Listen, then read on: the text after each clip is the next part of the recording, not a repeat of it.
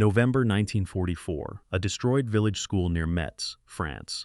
Cold rain falls from a gray sky onto a classroom with no roof, no windows, and only two cracked stone walls left standing. Inside this ruin, 9 children sit on broken wooden chairs, shivering in their wet wool coats, staring at a charred segment of masonry. A woman stands before them, her fingers bleeding as she presses a scrap of salvaged white chalk against the blackened stone, writing out long division problems. She does not look at the sky, and she does not look at the mud pooling around her boots. A low roar begins to echo through the valley as an American military convoy approaches the village perimeter, its heavy tires splashing through the deep ruts of the main road. The woman continues her lecture, her voice steady against the rumbling of the trucks, refusing to allow the war to silence the lesson. This is the story of how General Patton halted his entire combat convoy to secure supplies for a roofless French schoolhouse in the freezing rain. Before we continue, make sure you subscribe to the channel. We tell the World War II stories that show humanity in the darkest places. Madame Colette Arnaud was 38 years old, born and raised in the Lorraine region, and had taught primary school mathematics since she was 22. Before the occupation, her classroom had been filled with the sounds of scraping chairs, clean paper, and the bright laughter of local farming children. Then the German army marched west.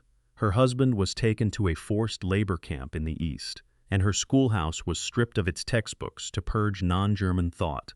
For 4 long years, she watched the children of her village grow up illiterate, working the fields under foreign bayonets, their minds left to wither while the conflict raged around them.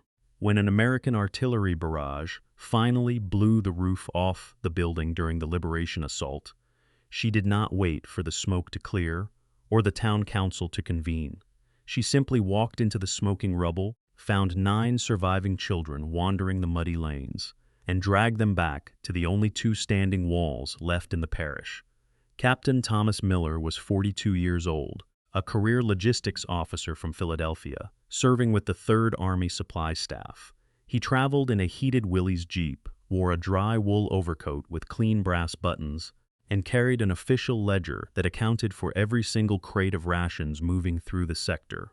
Miller was not a cruel man, but his entire existence was governed by regulations, tonnage reports, and strict military priorities that left 0 room for civilian sentiment.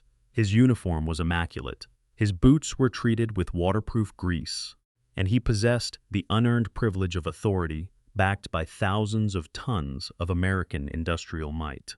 He believed that the local population should remain out of sight and out of the way until the combat echelons had secured the forward river crossings. It was Captain Miller who first spotted the children shivering in the roofless shell of the building as the vanguard of the convoy rolled past. By November 1944, the Allied advance across Western Europe had degenerated into a brutal, muddy slog. The rapid race across France that followed the breakout from Normandy had completely exhausted the American logistical network. Supply lines were stretched hundreds of miles back to the coast, leaving frontline combat units starving for fuel, ammunition, and winter clothing. Wool divisions were halted in the freezing mud of the Lorraine sector, waiting for the engineers to construct heavy bridges across flooded rivers. In this atmosphere of desperate scarcity, military commanders prioritized tactical survival over everything else. Every single truck, every piece of timber, and every square yard of canvas was claimed by the frontline combat units. Civilian populations trapped in the liberated zones were largely left to fend for themselves among the ruins of their towns. Allied military governors routinely ignored the collapse of local municipal services, viewing civilian infrastructure as a secondary concern that could wait until the war was won. Dozens of officers had driven right past the broken schoolhouses of France, without stopping, assuming that some distant relief agency would eventually handle the problem. The chaos of the forward combat zone meant that normal life had entirely ceased, replaced by the grim realities of military movement. Roads were clogged with endless columns of tanks and heavy supply haulers, throwing up plumes of freezing mud against the shattered walls of liberated villages. To the average staff officer, a ruined building was simply an insignificant dot on a tactical map, a piece of landscape that had outlived its military usefulness. It was within this desperate environment of total war that the small group of children remained huddled inside the roofless shell of the village academy. Captain Miller ordered his driver to halt the jeep right beside the shattered stone gateway of the courtyard. He climbed out of the vehicle, his polished boots sinking into the gray mire, and walked toward the two standing walls where the children were gathered. Madame Arnaud did not stop her writing as the American officer stepped into the roofless enclosure, his wet uniform rustling in the wind. Miller cleared his throat, adjusting his dry wool collar, and pointed his leather-gloved finger toward the 9 children sitting on the broken chairs. He stated that this position was entirely unsafe for civilians because the forward lines were still fluctuating and heavy transport trucks required the immediate use of the surrounding space.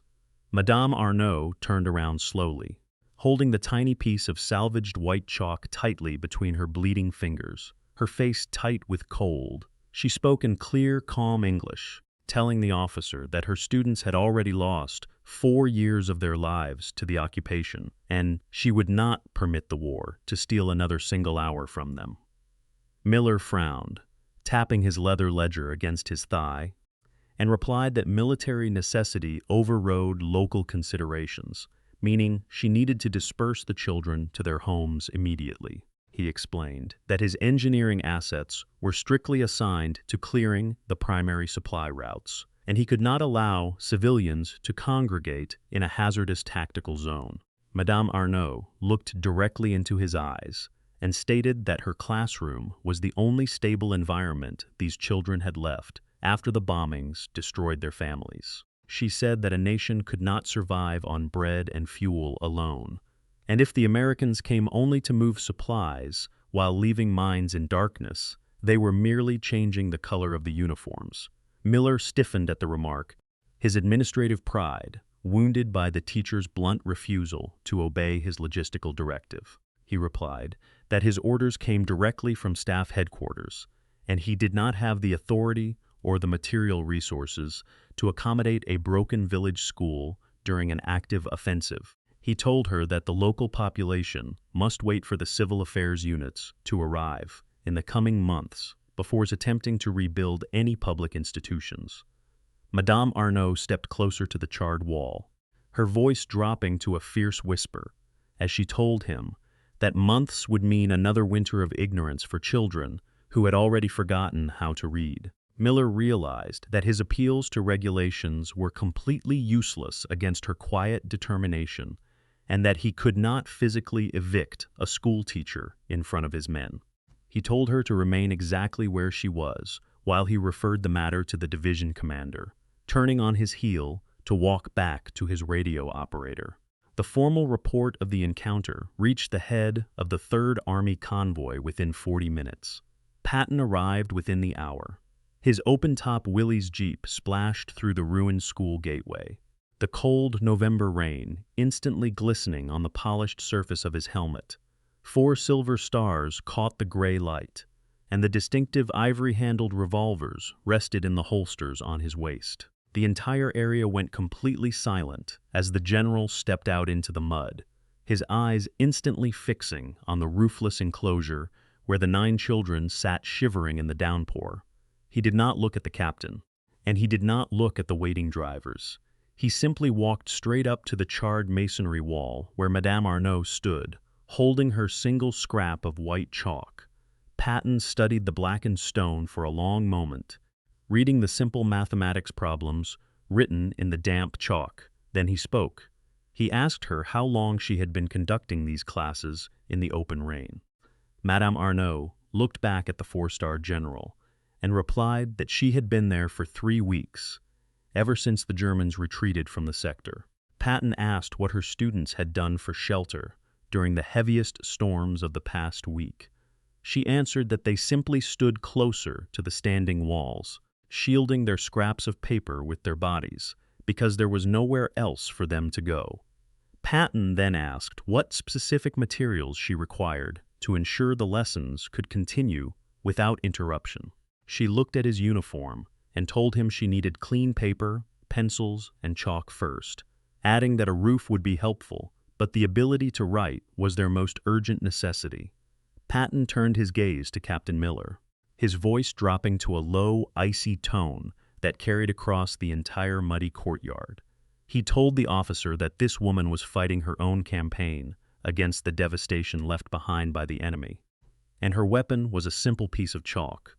He stated that while the engineering echelons were built to construct bridges for trucks, a schoolhouse was built to carry the future of an entire nation. He explained that both missions were vital to the final victory, but a commander who neglected the minds of the liberated was no better than the occupiers who had sought to crush them. Patton then looked back at the teacher and stated that her supplies would arrive before the sun went down, and his engineers would begin clearing the site immediately. He gave Miller a single, direct option to either secure the necessary timber and canvas within the next hour, or spend the remainder of the winter campaign personally clearing rubble from the local roads. The logistics officer saluted sharply, his face pale against his wet collar, and immediately ran toward his staff vehicle to execute the command.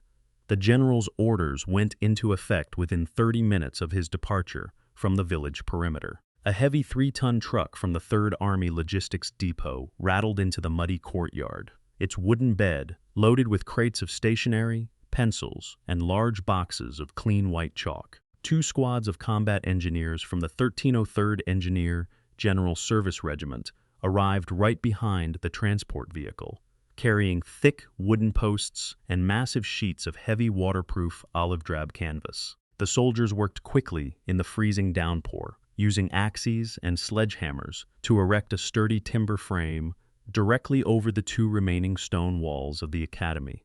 They stretched the thick canvas across the top of the structure, securing the guide ropes to the heavy masonry to form a completely dry, weathertight shelter against the elements. Captain Miller personally supervised the placement of several large wooden desks and chairs salvaged from a captured German administrative center down the road. The 9 children watched in absolute silence from their broken seats as the Americans transformed the open ruins into a functional classroom with a solid roof overhead. Madame Arnaud stepped underneath the dry canvas shelter. Her bleeding fingers wiped clean and picked up a fresh piece of long white chalk from a newly opened box. Madame Arnaud remained in the Lorraine sector long after the guns fell silent across Europe, continuing to teach mathematics to 3 generations of local children in a fully rebuilt masonry schoolhouse.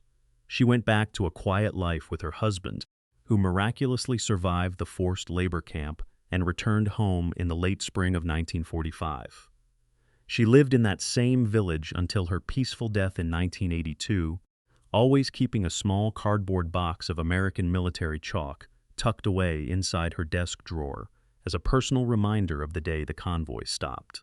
Captain Thomas Miller stayed with the 3rd Army Logistics staff through the end of the European conflict, managing supply depots during the occupation before returning to his civilian career as a corporate accountant in Philadelphia.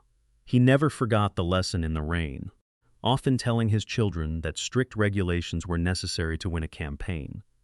But adaptability was required to preserve human decency. He passed away quietly at his home in 1974, leaving behind a pristine collection of wartime ledgers that detailed every single pound of cargo he had moved across France.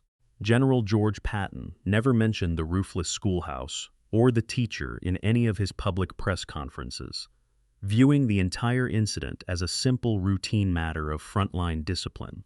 He did, however, write a brief 2-line entry in his private diary on the evening of the encounter, noting that the bravest soldiers are not always found wearing steel helmets or carrying semi-automatic rifles. He wrote that a woman with a piece of chalk could hold a line just as fiercely as a rifleman in a muddy trench. Some historians have argued that General Patton's decision to divert vital engineering assets and scarce supplies for a civilian schoolhouse was an unnecessary distraction during a critical phase of the Lorraine campaign. They contend that every single stick of timber, piece of canvas, and hour of engineer labor should have been strictly reserved for repairing tactical bridges to maintain the momentum of the forward advance against the retreating German forces. Other historians argue the exact opposite, maintaining that the incident demonstrated Patton's deep understanding of the broader civil stabilization efforts required in liberated territories. What is certain is that the makeshift canvas roof stayed intact throughout the harshest months of the winter, allowing 9 children to continue their education while the frontline units pushed forward into Germany. If you had been in Patton's position, would you have done the same, or would you have left the local school to wait for the arrival of civil affairs units? Let us know in the comments. And if you want more stories about humanity in the darkest places, make sure to subscribe.